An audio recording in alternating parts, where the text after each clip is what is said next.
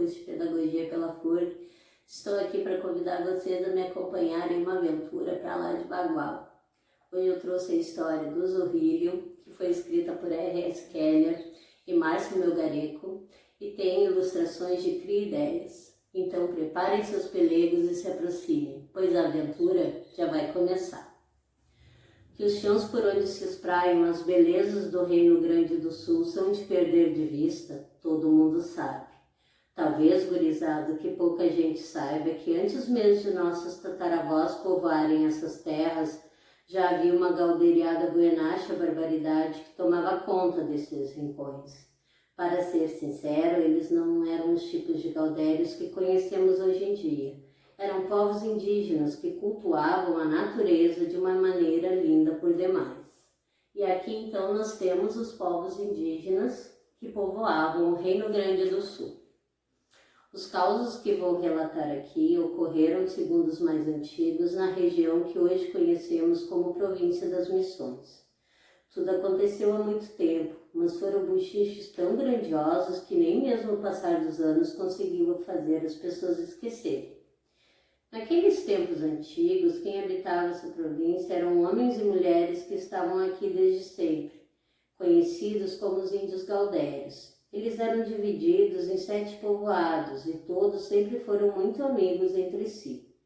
Viviam em harmonia, com a gurizada sempre se ajudando no que era preciso e convivendo em paz, pois acreditavam que esse era o melhor jeito para se levar a vida e serem felizes. E aqui nós temos os povoados onde os índios gaudérios viviam. Todos os grupos se ocupavam do plantio e colheita de frutas, verduras e legumes para o próprio sustento e nunca desrespeitavam a natureza, pois sabiam que era dela que tiravam o necessário para sobreviver. As terras que pertenciam à província das Missões eram ricas por demais, com pedras preciosas que reluziam ao longe quando o sol batia de revesgueio. Os índios gaudérios achavam aquilo muito lindo e por isso mesmo nunca se atreviam a retirar tais pedras de seus lugares de origem. E aqui então nós temos os índios protegendo e respeitando as suas terras. Gurizada, infelizmente, não se sabe como, esta fama de ser um lugar de riqueza começou a se espalhar para além das fronteiras do reino, fazendo gente mais gananciosa querer cavar e arrancar tudo que podia dali. Devagarito, esses homens que ouviram falar sobre as belezas dessa terra começaram a se aproximar, vindo a cavalo e cheios de ambição, prontos para levar tudo que pudesse. Era o oposto dos índios gaudérios, pois só pensavam nas próprias riquezas e queriam sair daqui com as guaiacas cheias. O que os causos contam até hoje é que quando essa gurizada de fora começou a chegar por essas bandas, ninguém imaginou o que eles realmente queriam. Foram se aproximando de mansinho, sem fazer rebuliço e tomando lugar nas terras onde viam mais riquezas. E aqui nós temos então os forasteiros chegando. Por se tratar de gente estranha, logo os índios gaudérios começaram a chamá-los de malegos. Uma história que também vem desde os tempos antigos e atravessa as gerações é que os índios gaudérios tinham um defensor mascarado. Barbaridade, tia, mas esse é um dos causas de maior destaque entre os mais velhos. E eles juram que não é frescura. Tal homem mascarado existiu de fato e era conhecido como Zorrilho. Então aqui nós temos a apresentação do nosso herói mascarado. Uns dizem que ele se criou solito em meio aos índios gaudérios. Outros têm certeza que ele era um malévo que virou um homem do bem. O certo é que ninguém tem como afirmar de onde ele apareceu e nem o porquê de ter virado o defensor dos povos daquela região. O que todos sabem é que ele era uma figura misteriosa. Sempre que aparecia estava vestido de preto, com um poncho longo e máscara que não permitia revelar sua identidade. Além disso, usava um chapelão à barreta e carregava sempre com ele a sua arma favorita, um relho de couro trançado que era lindo e perigoso, uma barbaridade. E aqui nós temos o herói, o Zorrilho, com o rosto coberto, seu cavalo e o seu rei. Zorrilho era pouco visto nas bandas das missões, mas toda vez que aparecia, acabava galopando com seu cavalo Ventania em direção a alguma peleia. Era uma figura de presença marcante, muito belo, justo e que sempre deixava sua marca registrada naqueles que julgava serem malvados. Um Zé bem bagual, marcado a relho no peito dos viventes que não prestavam. Pelas causas que ouvimos até hoje, era certo que mais dia menos dia o tempo iria fechar, e aqueles andarengos acabariam futricando no que não era deles, o que Zorrilho não perdoava de jeito maneira, e não deu outra, tio. Então nós temos aqui o Zorrilho enfrentando os forasteiros. Numa bela manhã de inverno, Zorrilho estava lagarteando no sol, calmo e tranquilo que nem água de poço, quando ouviu ao longe gritos e pedidos de socorro.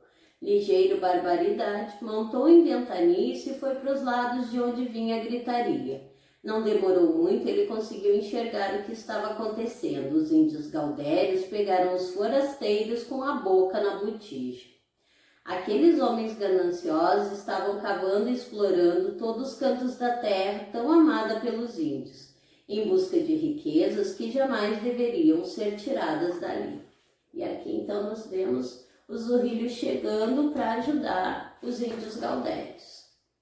Alapuxa, tio! Zorrilho mal chegou e já foi boleando a perna, distribuindo talagaços e bordoados dos malvados que via pela frente. Era gente tastaveando por todos os lados, com o entrevero formado e liderado agora pelo defensor daqueles povos quase inofensivos. Vendo a bravura de Zorrilho, os índios gaudérios também se encheram de coragem e começaram a pelear contra os exploradores. Foi coisa bem linda de se ver, gurizada. A luta pela preservação das terras da província das Missões, tendo os povos indígenas liderados por Zorrilho, para evitar que as riquezas e belezas daqueles pagos não fossem destruídas. Foi, segundo o que conta, uma das batalhas mais baguais até hoje.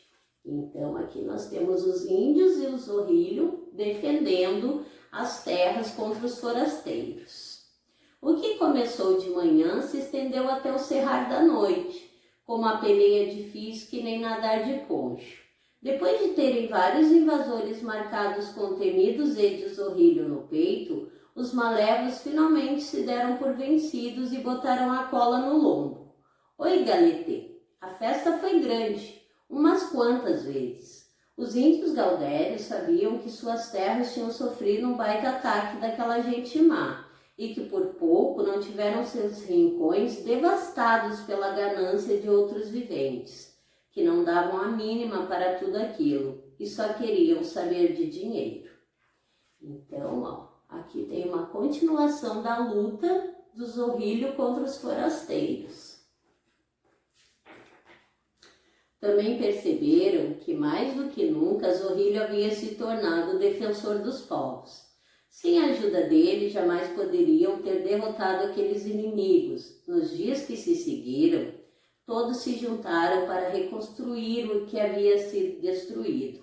A piazada corria de um lado para o outro, sempre querendo ajudar quem precisasse. Os índios mais velhos comandavam tudo e em 4 paletadas as terras já estavam recuperadas. Zorrilho estava sempre a postos para o que fosse preciso, além, claro, de nunca deixar de vigiar os pagos da província das Missões. Então, aqui nós temos os indígenas reconstruindo a sua terra.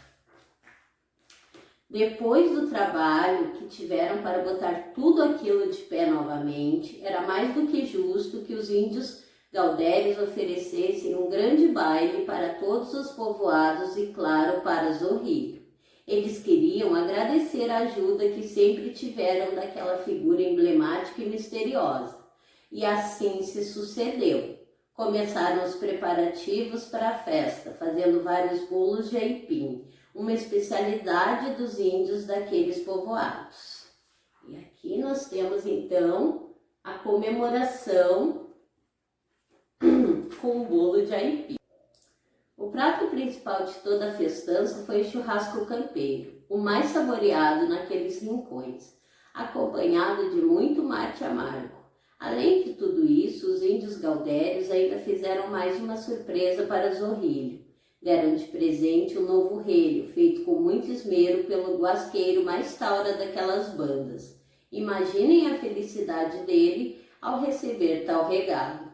E Zorrilho prometeu a todos daqueles povoados que nunca os deixariam solitos e desprotegidos, que honraria aquele relho como o maior dos agradecimentos e ficaria sempre muito grato em poder defender todos os índios gaudérios. Até hoje não se sabe bem ao certo como esses causos chegaram até os nossos dias, gurizada. O que sabemos é que os pagos da província das Missões ainda são habitados por descendentes dos primeiros índios gaudérios e que contam essas histórias cheias de orgulho de seus antepassados.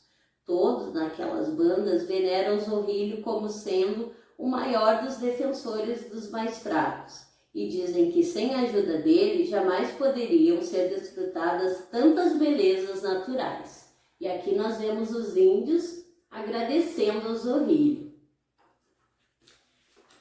E essa foi a nossa aventura de hoje. Espero que vocês tenham gostado e até o próximo Te Prepara para a História.